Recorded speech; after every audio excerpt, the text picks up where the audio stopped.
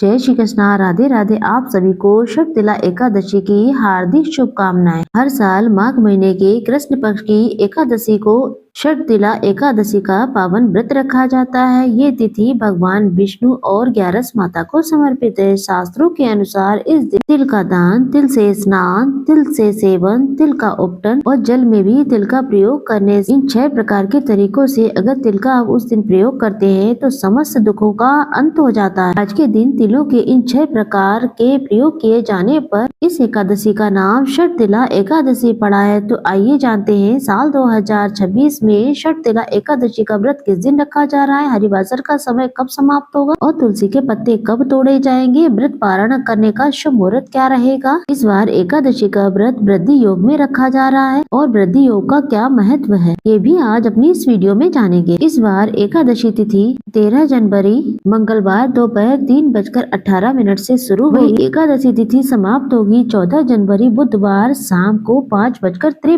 पर। ऐसे में इस बार शक्तिला एकादशी का व्रत केवल 14 जनवरी 2026 बुधवार को ही रखा जाएगा। दसवीं तिथि के नियमों का पालन करते हुए 13 जनवरी मंगलवार को किया जाएगा। इस दिन तुलसी के पत्ते तोड़कर रख लिए जाएंगे। व्रत रखने वाले साधकों को 10वीं तिथि के सूर्यास्त के बाद अन्न ग्रहण करने की मनाही होती है। 14 जनवरी 2026 को ब्रह्म मुहूर्त का समय रहेगा सुबह 5:38 से 6:25 तक। सूर्योदय सुबह होगा 7:14 पर, सूर्यास्त होगा 5:57 पर। प्रातः काल पूजा शुभ मुहूर्त होगा 5:54 से 7:15 तक आप कर सकते हैं। शाम की पूजा 5:45 से 7:06 पर की जा सकती है। इस दिन राहु काल का मुहूर्त रहेगा 12 बजे से 1:30 बजे तक रहेगा। द्वादशी तिथि प्रारंभ होगी 14 जनवरी दिन बुधवार शाम 5:54 से और द्वादशी तिथि समाप्त होगी 15 जनवरी गुरुवार रात 8:16। इसके बाद से त्रयोदशी तिथि लग जाएगी। हरिवासर का समय जो कि द्वादशी तिथि लगते ही शुरू हो जाता है 14 जनवरी बुधवार को रात 12 बजे के बाद समाप्त हो जाएगा। शक्तिला एकादशी के व्रत का पालन 15 जनवरी को सुबह 7:15 से 9:21 के बीच किया जाएगा। एकादशी का व्रत निर्धारित समय पर ही खोलना चाहिए। एकादशी के दिन संभव हो तो व्रत रखने का संकल्प लेकर पूजा करें। दिन भर व्रत रखें, भगवान विष्णु को